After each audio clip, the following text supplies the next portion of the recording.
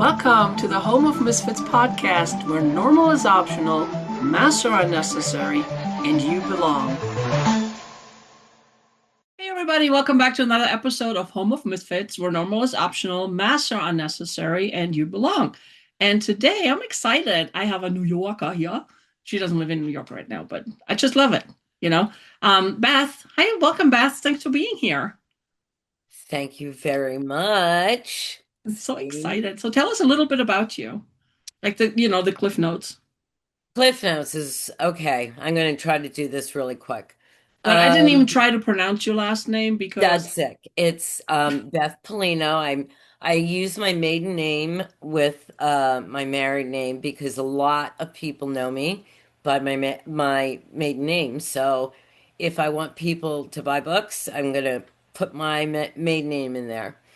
Um, New Yorker, true and true. I was born in the Bronx, and my parents, we moved to Westchester County, which is the next county up from the Bronx.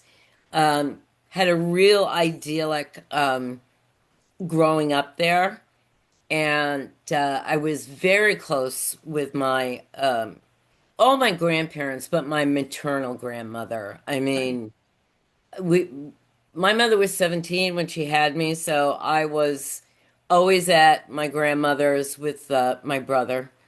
And then my father, I hated him for this, moved us to Florida for 2 years. And honestly, those 2 years I learned about smoking weed, everything that came with that, and also the three-letter word that I learned about sex there, and it was a very different type of from where I was from New York. And then we lived there for about 2 years, and I had my boyfriend. I was in love. Oh my God. And I came home one day, and my father said, "We're going back to New York in a week." And I was floored because it was like, you moved me from everything I loved. I came here, and now I'm so in love with my boyfriend. And he actually said I could live with him, and his father was okay with it. My father was a very true Italian male. My father was a wise guy, to be honest, and when you live in a situation like that, there's the legit thing that you do, but there's Mhm. all that other stuff. And you're taught, and I knew that from a very early age, like when I was 4 or 5, I knew that there was something different, but I wasn't quite sure. And as I Mm, got older, I figured out. And when you grow up in that household, you know that there's certain things you just don't talk about, but they're always there, mhm. kind of lying there. Um, and, there was no way my father was going to let me live with a boyfriend. But I think the best thing for me was moving back to New York, going to high school. It totally changed everything, except not the partying part.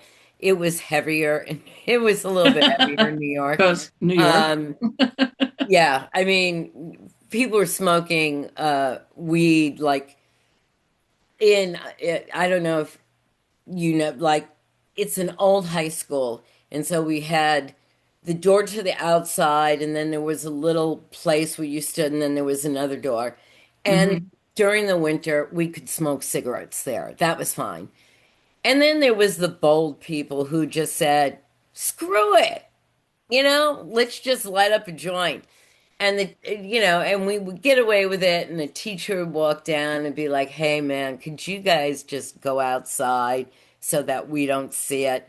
So it was high school was very cool. I wish I would have enjoyed it more. Hmm. But the great thing about being that age and living in New York, I would cut school and go to the Metropolitan Museum of Art. I would go to the Guggenheim. We would do things like that. And I said, I think this is more engaging than sitting in a classroom going over trigonometry and algebra 2. Um, I can see that. yeah, and had a good time. I almost didn't graduate because I used to cut gym all the time, and the gym teacher was holding me hostage by saying, if I don't make up some of the classes, I wasn't going to graduate. And I said, gym of all things, Right. I was doing good in everything, but yes, I did graduate. Um, but it allowed me, and I had two best friends, and we used to hit up the concert. If David Bowie, I mean, I think I've seen Bowie 5 times, every Mhm. iteration. I can't even name the amount of concerts. And, now it's funny because $20 was a lot of money to spend for a concert, right? Right. And And now we dream about it's like, ooh, $20 tickets. That's awesome. yeah, Let's go, um, I know. And Central Park used to have these phenomenal concerts, and it was $5 general admission. And you Mm, waited online, and everybody ran, it was like, ha ha ha. And I remember seeing Peter Gabriel there, and I took one of my brothers. I say I have three, but my brother closest to me passed away. So, sorry to hear that. yeah, Alzheimer's, and it's just Mm, terrible. Um, but he waited online, and then I brought my middle brother, and it was his first concert. And he was, an all-state football player. So we're walking through the park, and there's a gang of guys, and they're making catcalls. And my brother is, I said, don't you dare. I said, let them say whatever they want. I said, there's 10 against you. You're going to lose. Okay. So just stop. And we enjoyed that. And then a family friend who was a cop used to work that gig every time it was. So I would go up to him and say, hey, Harvey, can you let me in? And he let me and my friends in. And so it was fun. And I mean, we even did things like go to the symphony orchestras at the New York I mean, there is just a plethora of things. right. So art has Going, always been like a real central part for you then. In any form. It's like the museums and the music and everything then, right? yeah, the music has always been very important to me. I guess because I grew up with teenage parents Mm-hmm. that they would always listen to music. So you from a young age, I mean, it was like the Ronettes and all those female bands back in the day, and uh, it was just music was always there, and so it became part of my life as I'm going to the concerts. And a friend and I don't know how we met this guy, but he was a promotional manager for one of the big record labels. And he would call up and say, "Hey, hey, hey, I got backstage passes for you. Come to the Garden." And it may not have been a band that we wanted to see, but it was just the idea of we could go, right? And we could Right. do this. And this friend, her brother and so music started to be very, very prevalent in my life. The backstage passes, and then her brother went to England and was in a band there. And they were on like Midnight Special, Don Kirshner's rock concert that used to happen. And his band and he wrote the song I Love Rock and Roll, so put another dime in the Oh jukebox. my God, I love that Okay, song. so he wrote it Oh with wow. with somebody. And he married one of Judy Garland's daughters. Mm, Um, and he's no longer, they got divorced, but anyway, so he wrote that song. wow. And well, we can get to why I moved to Hawaii, unfortunately. But I'm in Hawaii with my three daughters, three young kids. and the music is playing, and I started singing the song, and it's Joan Jett singing it Hmm. because I know the words of the song. And I stopped and I said, "Wait, this is Jake's song. What is this?" What the fire truck, man? Yeah, yeah. I was like, hmm, I don't understand. And then I later, I mean, it was the beginning of having, a DOS computer on at home, and you're like, see, Right. backspace And back and then, all it's like that. having one of those computers. It's like you thought you were it, man. I'm the shit, Oh yeah. man. I got a desktop computer, but I have to remember the DOS combination. But Right. I found out that he managed Joan Jett, and that's why she sang that song. So that was entertaining. And I don't want to say the name of the person because she's still alive, and That's I don't fine. want to get You in don't have to. trouble. People could Google it if they wanted to.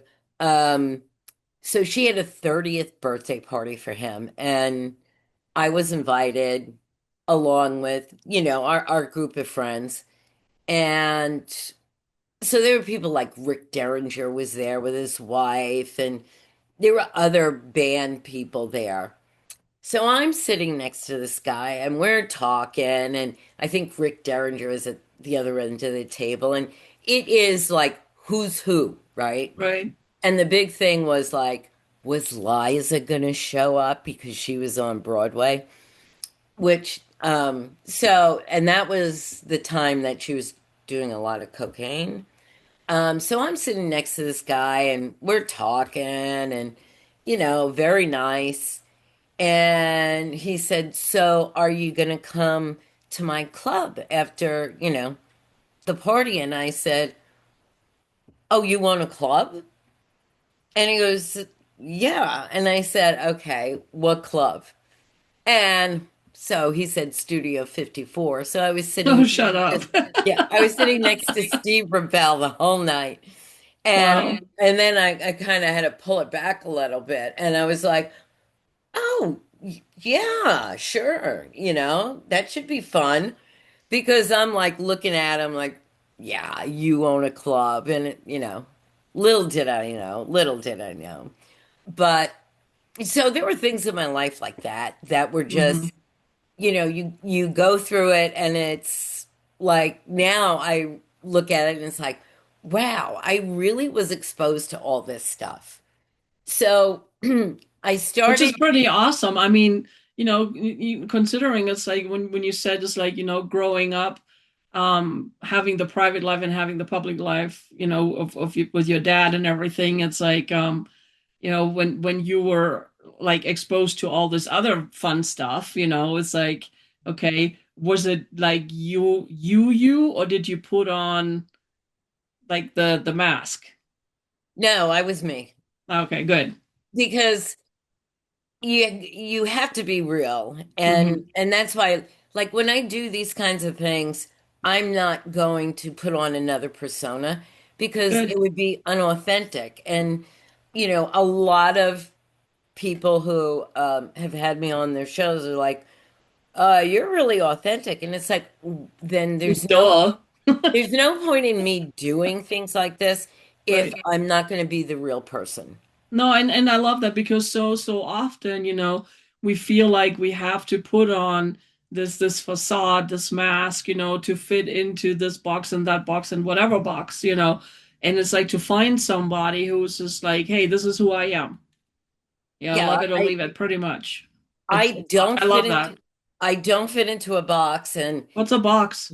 yeah, my books don't fit into a box. Well, I'll get to that later. Um, but then I started dating a guy. Of course, he was older. I think I was 16, maybe 17, but I was getting into all the clubs. And at that time in New York, the New York club scene was really big. And it was, on the rock station, tonight at, X club is going to be this band. And so during the week, you knew where every band was. Mm-hmm. And if you like that band, you followed them. If you liked that club, you hung out there. Um, so I started dating this guy, and he was a roadie for the probably number one band on the circuit. And it was, to hook into that right away was pretty advantageous for me. Um, It didn't it, hurt. it doesn't hurt. And two of the guys became very close friends of mine. And as my life progressed, and when I moved back from Hawaii to New York, which I'm sure I'll talk about, um, they met my daughters, and it was really kind of a full circle for me Hmm. to be this young, person and have them meet my daughters, who were a little bit younger than when they met me, but it was really like a sweet moment for them to meet them. I love that. Um, and there was one other person in that band. He wanted to date me, and I said, "I'm I'm into it." Even though I was dating the roadie, right? I was dating a Hmm. guy. And I said, "You have a girlfriend, and I am never number two. Good I'm for always you. a number one, and either you get rid of her or Hey, it's not going to happen." right? And he No, always, that's good because it's like who wants to be second fiddle to anything, and you shouldn't. no, no, never. You shouldn't. So he used to look at me, and when we, Facebook reconnected all of us to all those people from back in the day. And we reconnected, and we had some interesting discussions. And I I'm always sure. and I always said to him, "Remember, you were the one who didn't want to break up with ex-girlfriend. So if you have any regrets, that's on you, not me." Right. No, Um, absolutely. So, so I have a question for you. So, music is clearly not just inspiration for you. It feels personal. What has music understood about you that people sometimes didn't? um, I think music is, and everybody says it, it's the soundtrack of your life, right? Hmm. You hear a song and you automatically remember, oh, I was in high school, or, I remember this when I broke up with this guy, or, oh, when, this was so and so's in my song. So it brings back those memories, Right. I think, which is a cool thing. Hmm. Sometimes not so good memories.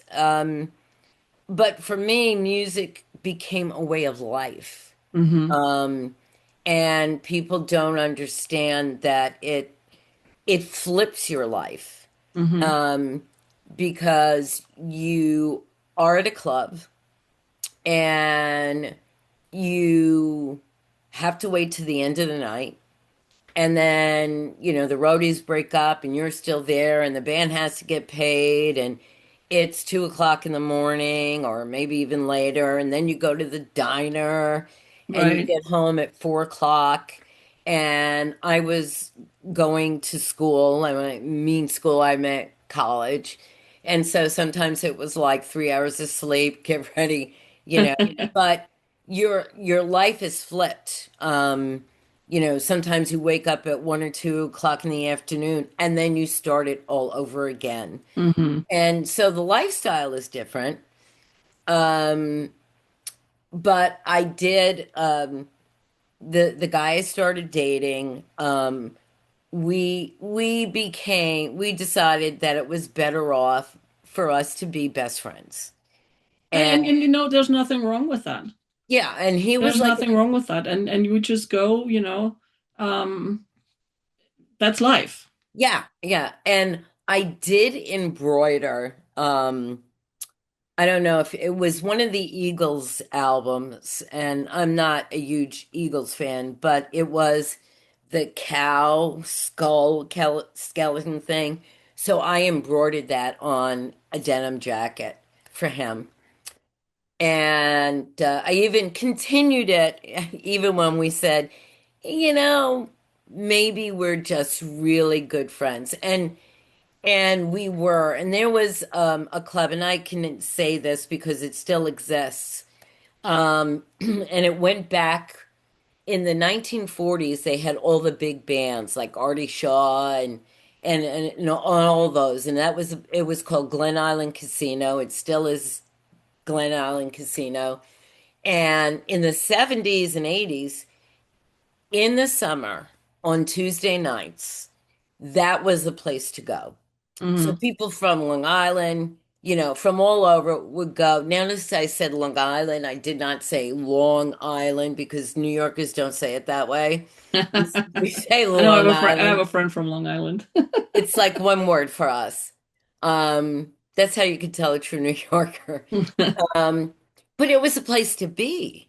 Right. There was two bands, and it was like, hey, the two hottest bands. And then downstairs they put a band coming up, and you were on the water. It was the Long Island Sound. And so you could go outside, and back then everybody was smoking cigarettes Mm. in the place. Ah, the times, you know. The times, yes. Um, and the outside was fine. So that person, and I did use, he let me use his real name in the book, and I kind of describe that relationship for my lead female character. I Hmm. kind of threw that in as I always leave little nuggets of my personal life Oh, through the. and you know, I think as authors we always do that, you know, Yes. because it's like what we draw from is from experience, from the things that we live through and everything. So there's nothing wrong with that. I Yeah, like I it. I I think that for me, and I will get to that. Um, So I have a few questions too, so. go, go.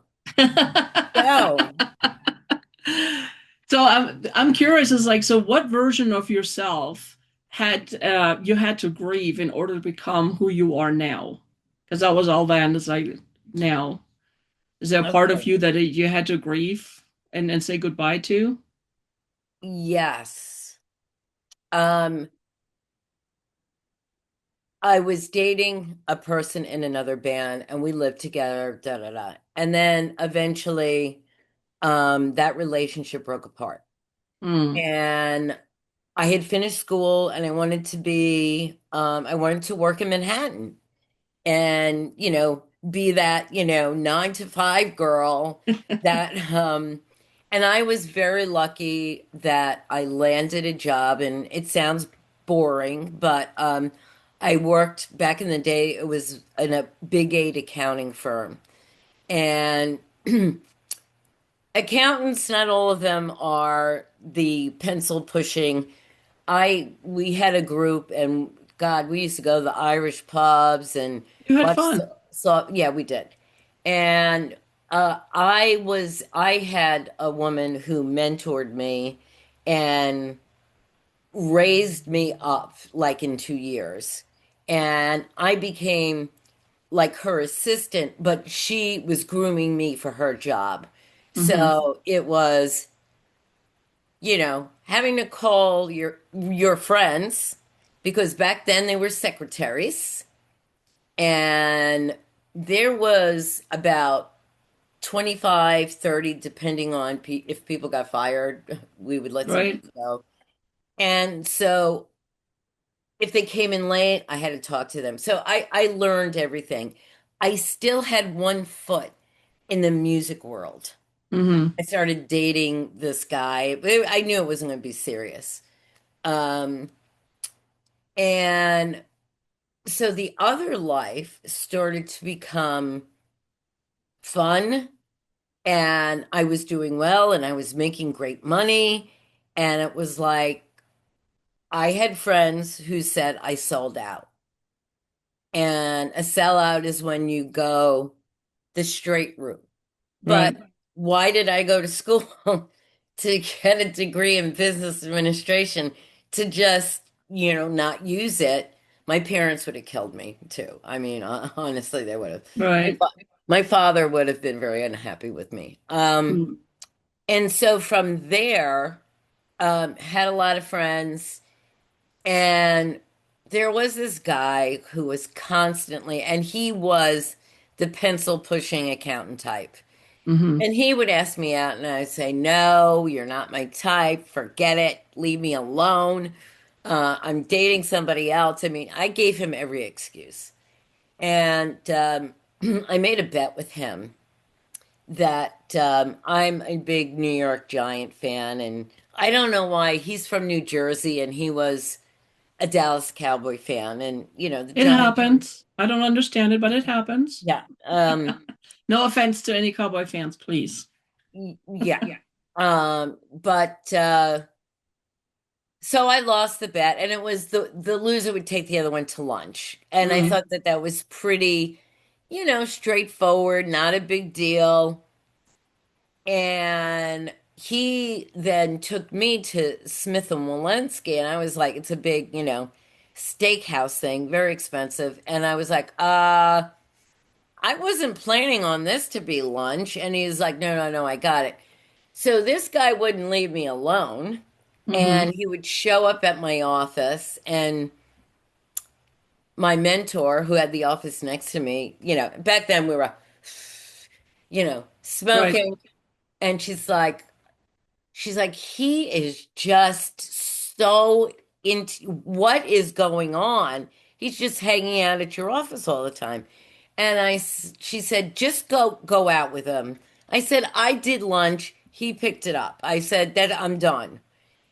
And she's like, look, just go out with him on a date and, end it So kind of did you like, guys end up together? yes, yes. Nice. No, not, it's not this. Not that. Not Okay. that. He was totally different from me. This man didn't It know happens. didn't know anything about rock and roll.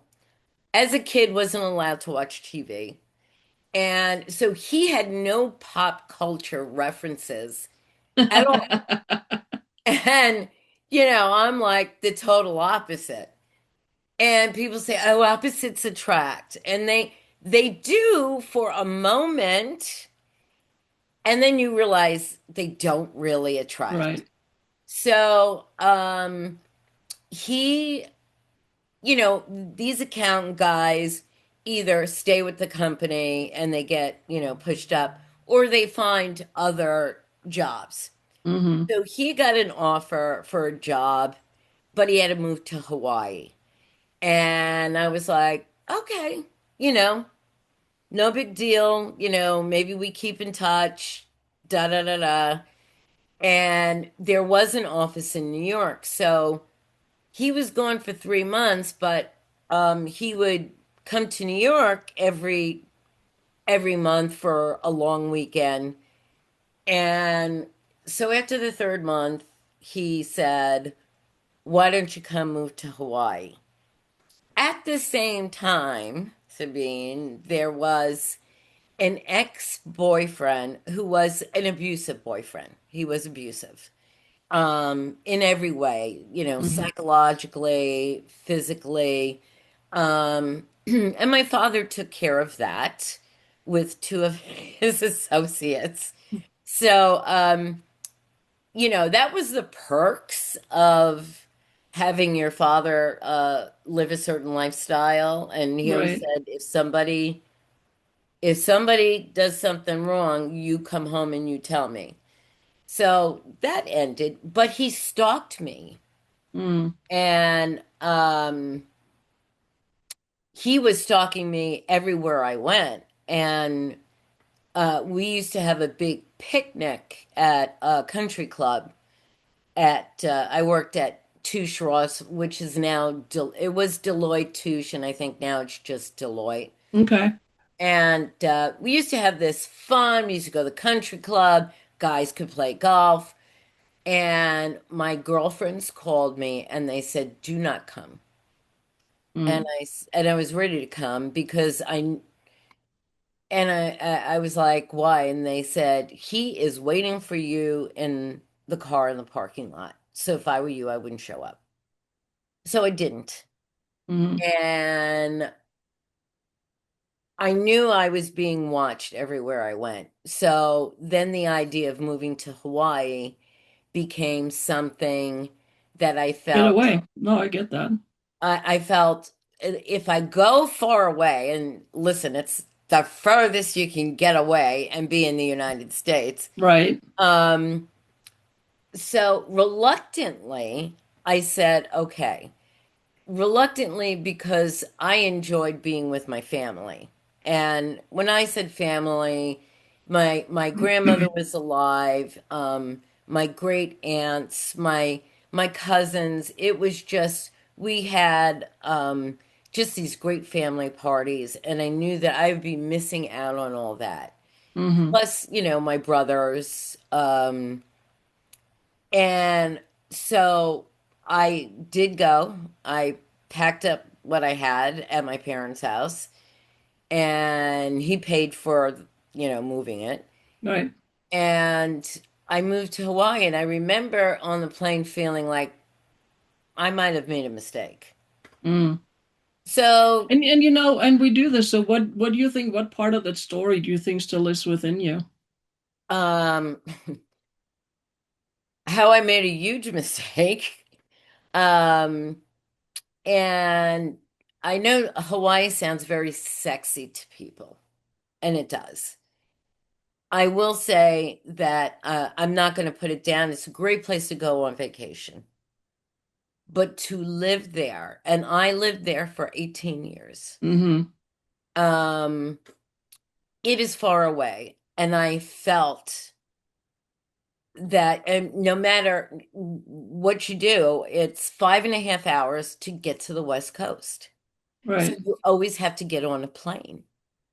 And that became like, oh, um, so my father gave me a one-way ticket and he said, look, if after a year, here's a ticket, you come home. No, I understand it, but what part of all of that still lives within you today? Okay, a bad divorce.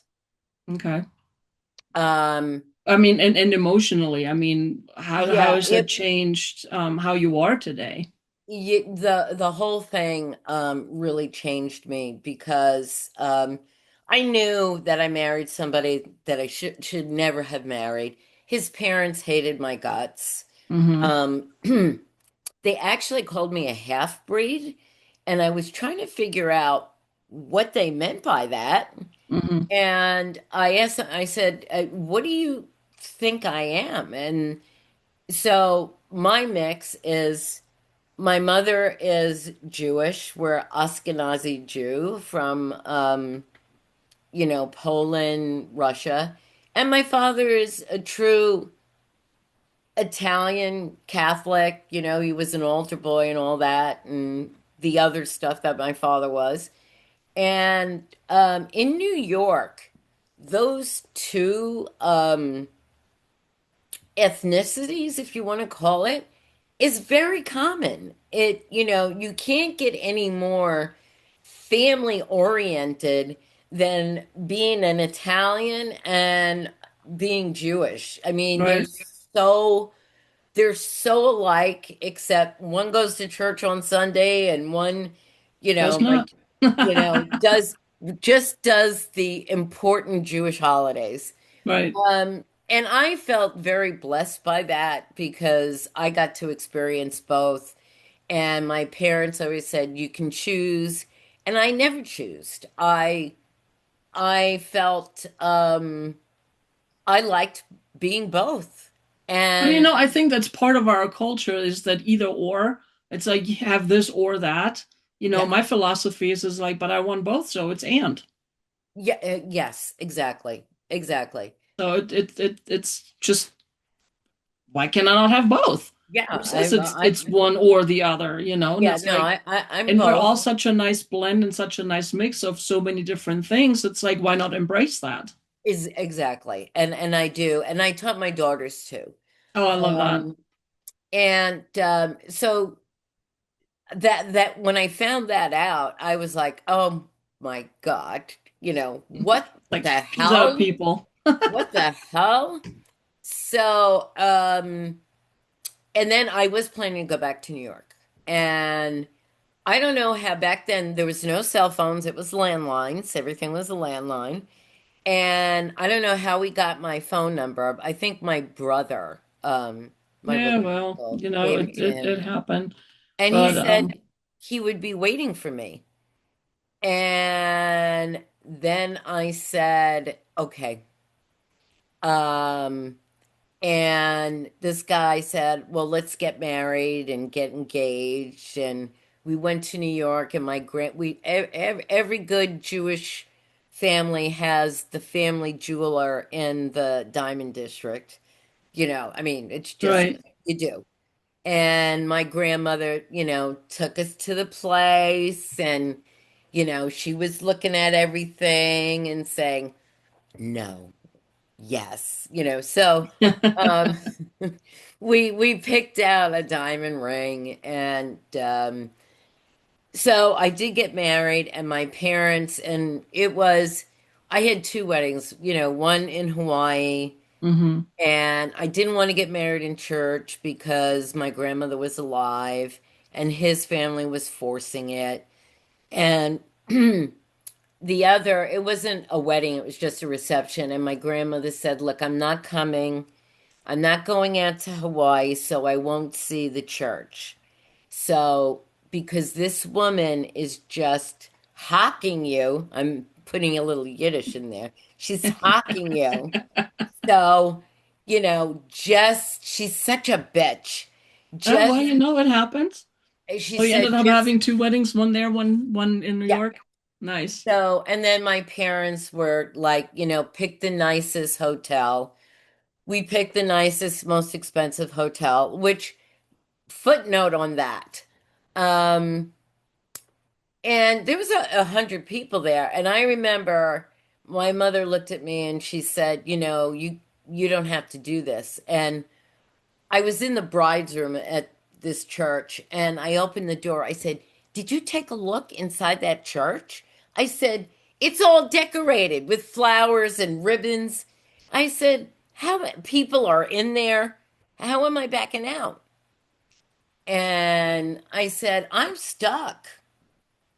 And my two girlfriends, maid of honor and bridesmaid, they were excited. And I ended up being the maid of honor at my maid of honor's wedding too. Hmm. And we both had the same thing, was like, why are we doing this? So we went through it anyway. Um, and I knew it was wrong. And as I'm getting ready to walk down the aisle, my father whispered, he goes, we can turn around. And he said we could have one fucking kick-ass party at that hotel. He goes, of course, they won't be invited because my ex mother-in-law made a scene at the rehearsal dinner. Hmm. The So did whole you end up going down the aisle and get married then, or did I you turn around? did, Oh, okay. Sabine, I did. Okay. And I knew it was wrong, but I played it, right? Mhm. And And then sometimes we do that because we feel like we have no choice. We feel like we have that, and we yeah, have to. But here's the reality. It's like you always have a choice, you always and have it's a like when your choice. gut is telling you something, don't override it. Follow your gut. You And know, that's the way people I will live my life. adjust. I live my life that way now. I love that. I love And that. And I wish we had more time to listen to more because I love your story. I really, really do. Unfortunately, there's a time limit on the shows here. So, yes, but anyway, so if people would like to get a hold of you, what's the best way to get a hold of you? I am on every social media platform. Facebook, Threads, and Instagram. It's B Pellino-Dudzic, and you can find me there. I'm on YouTube. What is it on YouTube? It's my name with an underscore by Beth. I'm on TikTok, and it's Beth and Perfection One, which I am selling my books. I do have a website. It's called perfectionsaga.com, Nice. and you can buy my books as a thing, and all of my podcasts are on there, newsletters, um, and I'm on everything. If you just you can Google me too and find me, which Okay. I didn't know I was Google worthy, but I am. Well, it's interesting. It's like when you and I encourage everybody that listens or watches is like put in your name into Google and see what happens just for giggles. It's Um, quite interesting. And it was I was the first time I did it, I was like, what? yeah, my marketing person did it for me because I said I don't want to Google myself. And she Googled me and she goes, Beth, this goes on for 4 pages. And I said, Yeah. what the hell? I Well, I mean, said, when you're a public figure, and it's like it's just happened. So, but yeah. anyway, So Beth, I have, thank you so much for thank being you, here, for Becky. sharing your story. I mean, wow, just wow, what a story. I love Yeah, it. And for everybody there listening, if you have a story you want to share and get more into it, it's like because in some form or another, we're all misfits. We're all trying to fit yes. somewhere, we're all trying to belong and everything, but it's like it's Sometimes it not doesn't. one size fits all. So, Yeah, and this is what the show is for. So, yeah. anyway, thank you so much for being here today, for Thank you tuning for in, and we'll be having back me. next week with another guest.